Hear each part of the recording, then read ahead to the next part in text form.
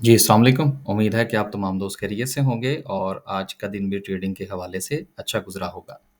Market मज़ीद 150 points नीचे लेकिन कुछ खबरें जो हैं कुछ पॉज़िटिव खबरें जो हैं वो मार्केट की क्लोज़िंग से पहले मार्केट को मौसूल हुई। वो इंशाल्लाह आगे चल के हम शामिल करते हैं जिसने मार्केट में थोड़ी-सी एक्टिविटी जो है वो जनरेट की।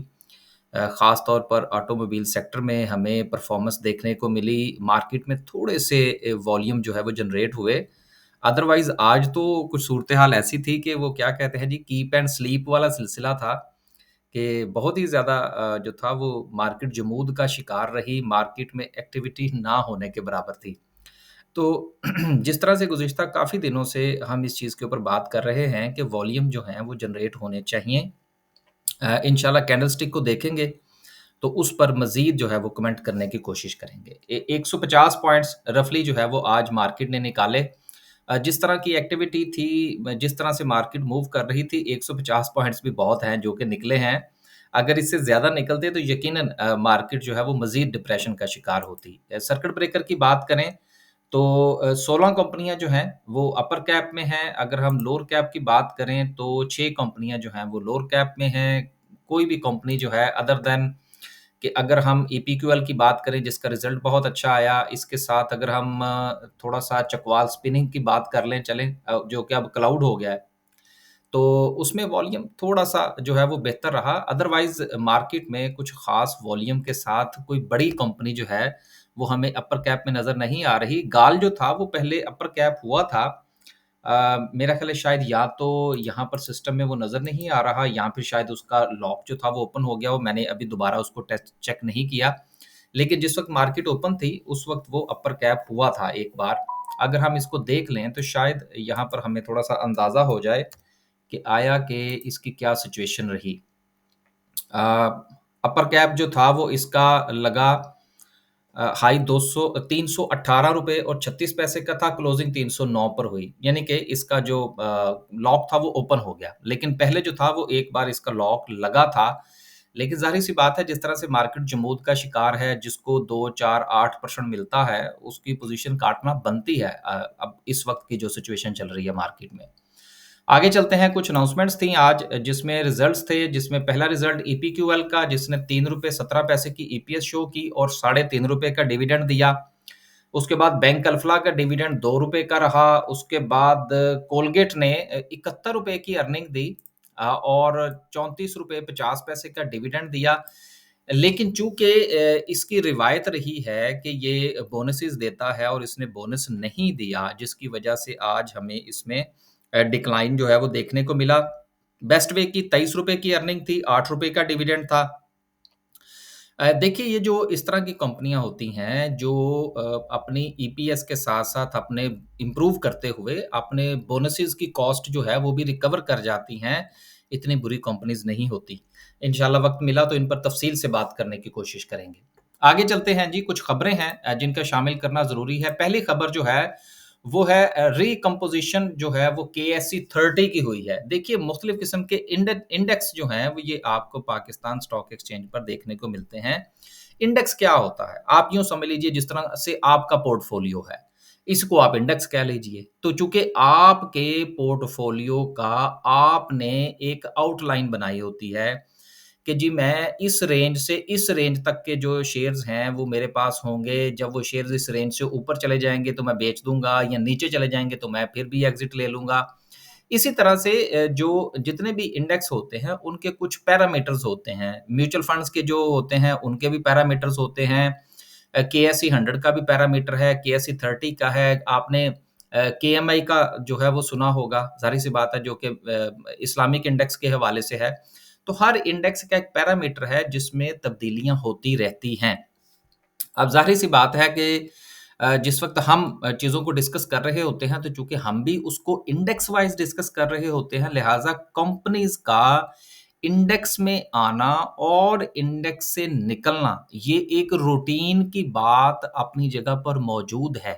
लेकिन इम्पोर्टेंट ये है कि इससे उस कंपनी में इन्वेस्टर के इंटरेस्ट पर असर पड़ता है। ये मैंने बड़े वो क्या कहते हैं आहिस्ता ये अल्फाज बोले हैं ताकि बात जो है वो पूरी तरह से डिलीवर हो जाए। एक तो होता है नॉर्मल इंडेक्स में से ऊपर-नीचे होना, जिस तरह से कि ये एक है जिस तरह से recomposition of GS global banking sector की है। अब इसमें से नेशनल बैंक जो है वो निकल गया। ये कोई इतनी बड़ी जो है वो बात नहीं है। लेकिन जो केएसई 30 है, इसमें से जब कंपनीज़ निकलती हैं, ऐड होती हैं, उसको उसका असर पड़ता है। कंपनीज़ जो हैं वो केएसई 100 में से निकलती हैं या ऐड होती हैं, उससे फ़र्क पड़ेगा। केएमआई 30 स्पेशली, केएमआई ऑल की बात नहीं कर रहा। केएमआई 30 में से जब कंपनीज़ ऐड होती हैं या निकलती हैं, तो उससे भी पॉज़िटिव और नेगेटिव इम्पैक्ट क्रिएट होता है। सो होपफुली ये इंडेक्स के हवाले से जो बात है, ये पूरी तरह से डिलीवर हो गई होगी। अब ये कंपनीज़ हैं जिनके लिए पॉज़िटिव न्यूज़ है। जो कंपनीज़ जो हैं वो शामिल की गई हैं, इसमें एफएफबीएल है, इसमें फौजी सीमेंट है, एफसीसीएल है, साज़गार है, पायनियर सीमेंट है और पाक इलेक्ट्रॉन है। जो कंपनीज़ इसमें से निकली हैं, उसमें चिराट सीमेंट है, कोलगेट पामोलिव है, Shell Pakistan, TPL property and TRG. अब ज़ाहिर-सी बात है कि जिनका बेंचमार्क जो है वो केएसई 30 होगा, वो फिर अपने पोर्टफोलियो को रिकम्पोज़िशन की तरफ लेकर जाएँगे। वो भी इनमें से एग्ज़िट लेंगे, वो भी इनमें मज़ीद कंपनीज़ को शामिल करेंगे। तो ये उतार-चढ़ाव का सिलसिला चलता रहता है। तो इसके साथ जो है ये बिल्कुल परेशान ये ना होइएगा कि अब इसमें से कंपनीज़ निकल गई हैं तो अब वो क्या कहते हैं जी मार्केट में इसको खरीदेगा ही कोई नहीं, ऐसा नहीं होता। हाँ, लेकिन अ, लोगों की चूँकि प्रायोरिटीज़ चेंज हो जाती हैं जिस तरह से अब एक इंडेक्स है, 2 मिनट लग जाएँगे अब इस बात के ऊपर। अब फ़र्ज़ करें कि एक इस्लामिक इंडेक्स है मीज़ान वालों का है। अब उन्होंने फ़र्ज़ कीजिए कि कंपनीज़ वो लेनी है जो कि केएमआई 30 में है। अब अगर वो कंपनीज़ केएमए 30 में से निकल जाएँगी, तो उनको मजबूरन अपने पैरामीटर्स के मुताबिक उसको अपने पोर्टफोलियो में से इस मार्केट में सेल करना पड़ेगा। तो उसके उस जो शेयर है, उसके ऊपर थोड़ा-सा आपको प्रेशर आता हुआ नज़र आएगा। तो ये सिलसिला चलता रहता है। इसलिए बहुत ज़्यादा वरी करने की ज़रूरत नहीं है, लेकिन अगर आप इसको थोड़ा-सा स्टडी कर लें, तो हो सकता है कि वक़्ती तौर पर जो शेयर्स पर आपको डिप्रेशन नज़र आए, उससे आप फ़ायदा भी उठा सकते हैं। बहुत सारी ऐसी कंपनीज़ होती हैं जिनकी ईपीएस और दीगर मामलात बेहतर होते हैं, लेकिन उनके कर्ज़ा-जात के उतार-चढ़ाव की वजह से उन कंपनीज़ का इंडेक्स बदल जाता है। तो उम्मीद है कि ये मामला जो है ये काफ़ी तफ़सील से डिस्कस हो गया होगा। आगे चलते हैं, ये भी हो गया। अगली खबर जो है वो हेस्कॉल के हवाले से है कि हेस्कॉल का जो लॉस है वो 75% कम हो गया। अब देखें 75% का तो फिर मतलब ये हुआ ना कि अब ये कंपनी जो है वो अनकरीब प्रॉफ़िट में जाने वाली है। तो फिर ज़ाहिर-सी बात है कि अगर ये प्रॉफ़िट में जाएगी, तो फिर ये बिकेगी, जो इसको खरीदेगा फिर वो भी इससे नफ़ा कमाएगा। इसमें कुछ तफ़सीलात हैं जो कि मैं थोड़ी-सी पढ़ने की कोशिश कर रहा था, लेकिन इनकी जब बुकलेट आएगी तो फिर उसको हम पढ़ेंगे इंशाअल्लाह, उसमें से देखेंगे। अगर कोई चीज़ डिस्कसेबल हुई तो दोबारा से शामिल करने की कोशिश करेंगे। सेल्स के पॉइंट ऑफ व्यू से अगर आप ये देखें, तो सेल्स जो हैं उसमें कमी हुई है। देखिए बहुत सारी चीज़ें जो हैं वो कंसिडरेबल होती हैं जिनका समझना ज़रूरी होता है। अब सेल्स में 14.2 की कमी हुई है। कॉस्ट ऑफ सेल राइट ठीक है, अच्छी बात है कि कॉस्ट ऑफ सेल्स जो है वो इम्प्रूव हुई है। इसमें कोई जो है वो दो राय नहीं है, परफ़ॉर्मेंस होगी कंपनी की। लेकिन मसला ये है कि ये जो सेल्स कम हुई हैं, इसके साथ फिर कॉस्ट ऑफ सेल्स का कम होना तो ये तो कोई बड़ी बात ना हुई। तो ये चीज़ भी इम्पोर्टेंट है, जिसको हमें देखना होगा क्योंकि कंपनी जो प्रॉफ़िट कमाना होता है, वो तो सेल्स से कमाना होता है ना। सेल्स जितनी ज़्यादा होंगी, उतनी ज़्यादा प्रॉफ़िटेबिलिटी में इज़ाफ़ा होगा। ख़ैर, उसके अलावा जो और अहम चीज़ें हैं, वो ये हैं कि अगर आप एडमिनिस्ट्रेटिव एक्सपेंसेस को देखें, तो जो वो भी 6% इंक्रीज़ किए हैं। यानी कि सेल्स कम हुई हैं और जो इनके एक्सपेंस हैं, वो बढ़े हैं। आज आके जो फ़र्क पड़ा है, वो अदर गेन्स का है। अब ये जो अदर गेन्स हैं, इनके लिए ज़ाहिर-सी बात है, ये भी कहीं न कहीं मेंशन ज़रूर होंगे।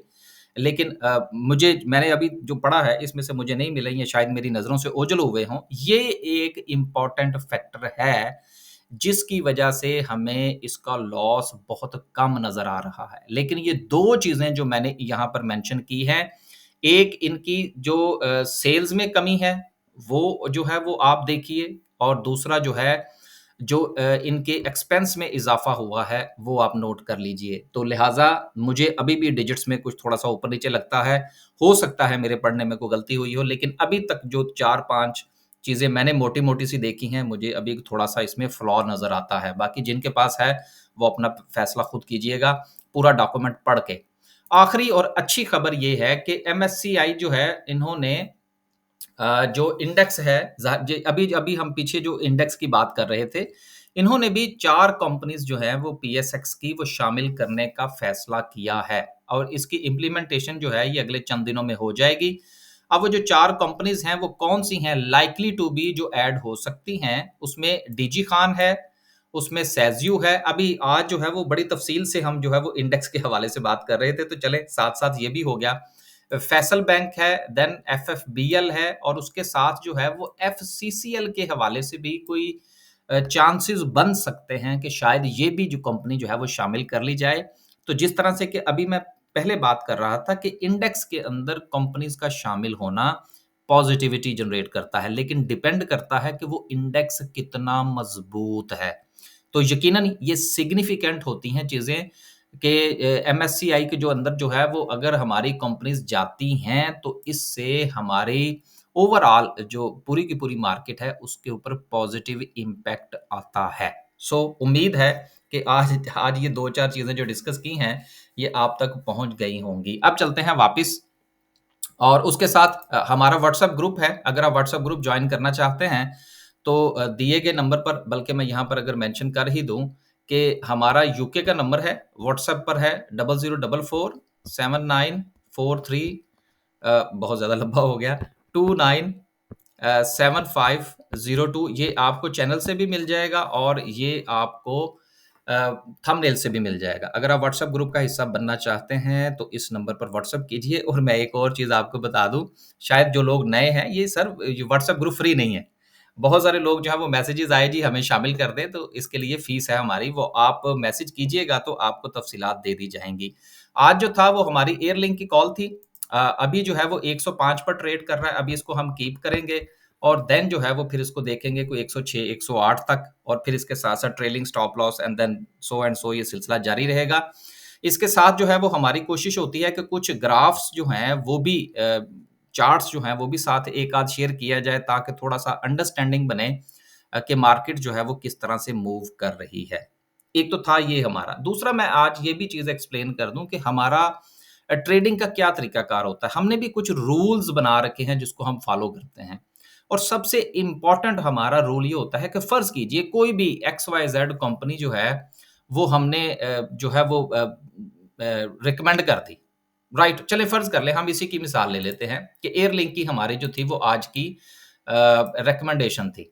अब हमारा ट्रेडिंग का तरीकाकार क्या है? हमारा रूल ये है कि फ़र्ज़ करें हमने 102 पर एक चीज़ को खरीदा और हमारा पहला टारगेट जो है वो फ़र्ज़ कीजिए 104 है। अब अगर फ़र्ज़ कीजिए कि शेयर की प्राइस जो है वो ₹103.50 तक जाती है, लेकिन वो अपने टारगेट को हिट नहीं करती और मार्केट से वो प्राइस अगर वापस आती है, तो फिर हमारा जो स्टॉप लॉस होगा, वो इससे नीचे का नहीं होगा। यानी कि जिस वक़्त हमने ट्रेड ली, ट्रेड हमारा क्या था कि जी 102 पर आप बाय कर लें, एग्ज़ाम्पल देने लगा हूँ आपको। 102 पर आप बाय करें, ₹100 फ़र्ज़ करें जी हमारा जो था वो स्टॉप लॉस का था और 104 और 106 जो थी वो हमारी जो थे वो प्रॉफ़िट टेकिंग के लेवल्स थे। हमारी जो प्रैक्टिस है वो ये है कि हमने जहाँ से बाय किया, अगर शेयर जो है वो पहले लेवल के करीब पहुँच के मिसाल के तौर पर ₹103.50 तक पहुँचा और फिर वो वापस आ गया, तो हमारा जो स्टॉप लॉस होगा वो 100 नहीं होगा, वो हमारी बाइंग प्राइस होगी। अगर तो डायरेक्टली 102 पर हमने बाय किया, वहाँ से वो फ़ौरन अगर नीचे आ जाता है, तो फिर स्टॉप लॉस हमारा ये वाला होगा। लेकिन अगर वो ऊपर से होकर आता है, तो फिर हम अपने कैपिटल को महफ़ूज़ करेंगे और 102 हमारी जो बाइंग प्राइस है या जो भी एक्स, वाई, ज़ेड है, वही हमारा स्टॉप लॉस होगा ताकि हम अपने कैपिटल को महफ़ूज़ रख सकें, स्पेशली जिस तरह से इस वक़्त मार्केट परफ़ॉर्म कर रही है। तो बहुत सारे लोगों ने ये पूछा था कि जी आप भी थोड़ा-सा बताइए कि जो है वो आपका क्या तरीकाकार है? तो आज टाइम था तो मैंने इसको एक्सप्लेन कर दिया। आखिर में डिस्कस करते हैं जी आज की कैंडल को। कैंडल यकीनन ज़्यादा अच्छी नहीं है और अब तो ख़ैर बहुत सारे लोग जो हैं वो वॉल्यूम पर बात करना शुरू हो गए और गुज़िश्ता जिस दिन से हमने जो है वो वॉल्यूम को ज़्यादा डिस्कस करना शुरू किया है, पहले तो ख़ैर आप जैसा कि हमारा तमाम दोस्तों का रवैया है कि हम बात को सुनते नहीं हैं पूरी, उसको उस कॉन्टेक्स्ट में नहीं लेते जिस कॉन्टेक्स्ट में बात की जा रही होती है और सबसे पहले तनकीद का मैसेज कि जी वॉल्यूम था जी, तो फिर वो फलाँ कंपनी को क्या हो गया और फलाँ को हो गया। यार देखिए इतनी बड़ी मार्केट है, उसमें से अगर किसी कंपनी में कोई 1 मिलियन का या 50 लाख का या 1.5 मिलियन का या 2 मिलियन का वॉल्यूम लग के अगर वो कंपनी अपर कैप हो जाती है, तो आप उसको पूरी मार्केट के वॉल्यूम के साथ कंपेयर नहीं कर सकते। वॉल्यूम जो है वो पूरे इंडेक्स का हमने देखना होता है, पूरे केएसई 100 इंडेक्स का, जिससे हमें पता चलता है कि मार्केट में इन्वेस्टर का रुझान कैसा है। तो ये चीज़ें जब तक आप अंडरस्टैंड नहीं करेंगे कि मार्केट की अंडरस्टैंडिंग क्या होती है, तब तक बाय की कॉल्स ले लें या मैं भी जो है वो थंबनेल बना दूँ कि जी ये शेयर जो है ये अगले 15 दिन में डबल हो जाएगा, तो यकीनन लोग उसके पीछे भागने की कोशिश करेंगे, उस वीडियो को बहुत देखेंगे, अंडरस्टैंडिंग नहीं बनेगी। तो बेसिकली अंडरस्टैंडिंग के लिए ये चीज़ें छोटी-छोटी सी जो हैं, ये बेबी स्टेप्स जो हैं, ये आपको जब तक नहीं लिए जाएँगे, आपको चीज़ों की समझ नहीं आएगी। बहरहाल, उम्मीद है खैर हम भी अभी सीख रहे हैं, अगर कोई बात जो है वो इस तरह से हो गई, हम भी अभी जो है वो तालिब-इल्म हैं। राइट। आज का जो मार्केट का सिस्टम रहा, अगेन मार्केट में वॉल्यूम जो है, वो डिक्लाइन का शिकार है। अब यहाँ पर सवाल ये पैदा होता है कि क्या मार्केट का लावा फटने वाला है? यस, डेफ़िनिटली फटने वाला है और मेरा ख़्याल है कि या तो ये लावा जो है ये कल फट जाएगा, यहाँ से मार्केट जो है वो एक बूम करके आपको वॉल्यूम दे देगी। या फिर इंशाल्लाह मंडे को यानी कि अगले 1 से 2 सेशंस जो हैं, मार्केट में वॉल्यूम जनरेट कर सकते हैं। और जब वो मार्केट में वॉल्यूम जनरेट होगा, अब ये कहना कि जी वो पॉज़िटिव होगा या नेगेटिव होगा, ये अभी कहना जो है वो कबल अज़ वक़्त है। ये डिपेंड करेगा इस वक़्त की जो सिचुएशन है। लेकिन वॉल्यूम जनरेट इंशाल्लाह अगले 1 से 2 सेशंस में होगा और वो जो वॉल्यूम जनरेट होगा, वो मार्केट की डायरेक्शन को का तय्युन करेगा कि आया कि मार्केट ने पॉजिटिव परफॉर्म करना है या कि मार्केट ने नेगेटिव परफॉर्म करना है। रहा सवाल इस बात का कि क्या इस वक्त मार्केट में इन्वेस्टमेंट की जा सकती है, तो मेरा ये मशवरा है कि अभी थोड़े दिन ठहर जाएं और हम यही वजह है कि हमारी जितनी भी ट्रेड्स हैं वो सारी की सारी स्टॉप लॉस के साथ है। हालांकि इससे पहले हम बगैर स्टॉप लॉस के ट्रेड्स लेते रहे हैं। कोशिश करेंगे कि इन्वेस्टमेंट पॉइंट ऑफ व्यू से मैं सितंबर की बात क्यों कर रहा हूं, इसके ऊपर भी इंशाल्लाह एक वीडियो बना दें। टाइम मिला तो इंशाल्लाह ज़रूर बनाएंगे। वीडियो आज बहुत लंबी हो गई, इजाज़त दीजिए। अल्लाह हाफ़िज़। और आखिर में सिर्फ एक बात ये कहता चलूँ कि देखिए, हमारी ज़्यादातर कोशिश ये होती है कि जो मार्केट की जो अंडरस्टैंडिंग है या जो खबरें हैं, उनके ऊपर ज़्यादा से ज़्यादा तवज्जो दी जाए। और अगर आप ये समझते हैं कि ये सिलसिला इसी तरह से चलना चाहिए, तो कमेंट वगैरह करके थोड़ा-सा हमें बताया करें, क्योंकि नेगेटिव कमेंट्स हमारे पास बहुत जल्दी पहुँच जाते हैं। फिर हमारी भी वैसे तो हम बहुत रेज़िस्ट कर रहे हैं कि वीडियो इसी तरह से चलती रहे, लेकिन वो फीडबैक जो है वो फिर हमें आहिस्ता-आहिस्ता मजबूर कर देता है कि हमें क्या करना चाहिए। इजाज़त दीजिए। अल्लाह हाफ़िज़।